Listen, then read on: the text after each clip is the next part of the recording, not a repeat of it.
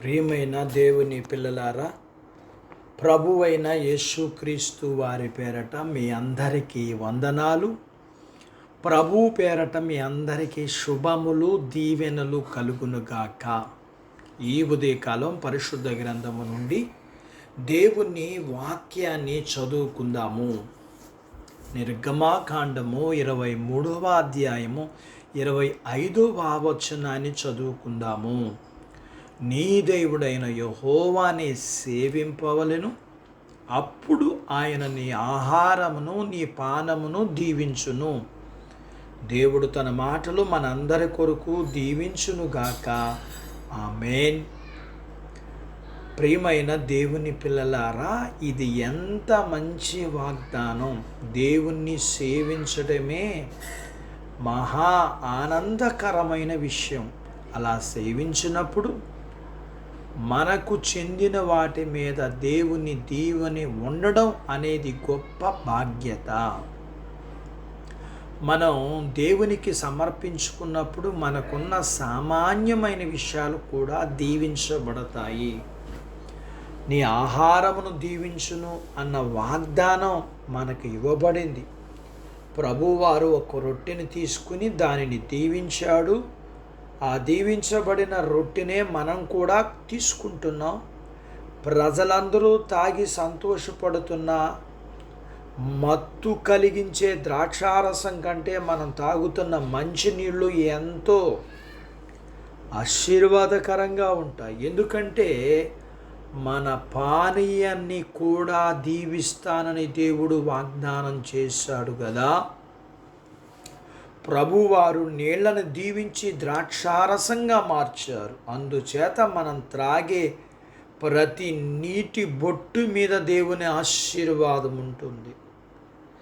దేవుని ఆశీర్వాదం అనేది ఒక దేవుని బిడ్డ జీవితంలో అన్నిటి మీద అన్ని సమయాల్లోనూ కూడా ఉంటుంది. అలాంటప్పుడు మన దగ్గర కేవలం రొట్టె, మంచినీళ్ళు ఉన్నా చాలు. అవి దీవించబడిన పదార్థాలు అవుతాయి. అయితే ముందు అవి మన దగ్గర ఉండాలి. అదేనండి రొట్టెలు, నీళ్ళు. ఎందుకంటే దేవుడు వాటిని దీవించినట్లు మనం వాటిని దేవుణ్ణి అడిగి సంపాదించుకోవాలి.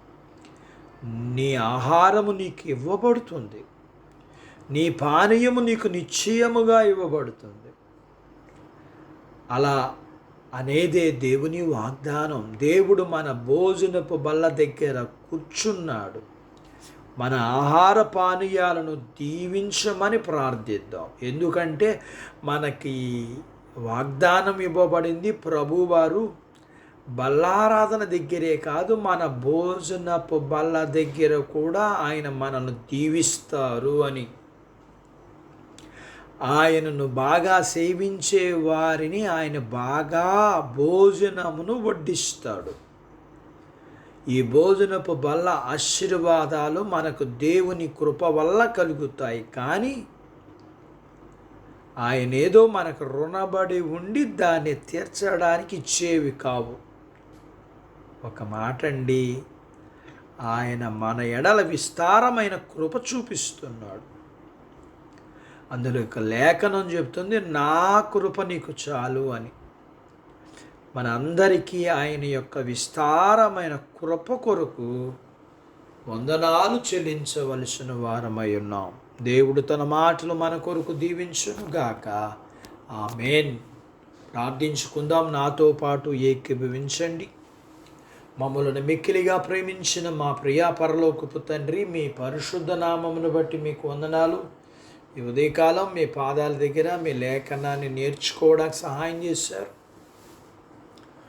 మీ దీవెనలు అవి మా ఎడల మీకుండే కృప, మీ కృప, మీ విస్తారమైన కృప మాకు దీవెనగా దొరకటం, దాని ద్వారా నిత్యత్వము, భూమి మీద ఆశీర్వాదాలు మా అవసరాలు, వీటన్నిటి దగ్గర మీ ప్రేమ కలిగిన హృదయాన్ని కొరకై మీకు వందనాలు చెల్లిస్తూ, మీ పిల్లలను కలిగినంతటిని దీవించమని, చిన్న బిడ్డలను, యవనస్తులను, వృద్ధులను, స్త్రీలను, పురుషులను దీవించమని, చదువుల్లో సహాయం చేయమని, ఉద్యోగ ప్రయత్నాలలో విజయాలు ఇమ్మని, ఉద్యోగాలలో అభివృద్ధి ఆశీర్వాదాలు ఇమ్మని, వివాహాలు కాని వారికి అవ్వటానికి సహాయం చేయమని, ప్రతి వారి చేతి పనులు, పొలాలు, పశువులు, వ్యాపారాలు మీరు దీవించమని, గర్భము లేని వారికి గర్భఫలాలు ఇమ్మని, గర్భము కలిగిన వారికి సుఖమైన ప్రసూతి, తల్లి బిడ్డలకు ఆరోగ్యాలు ఇమ్మని,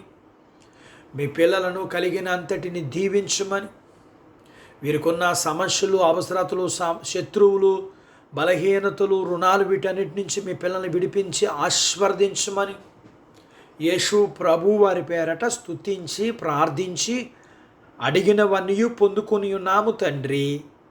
ఆమెన్. దేవుడు మిమ్మను దీవించును గాక.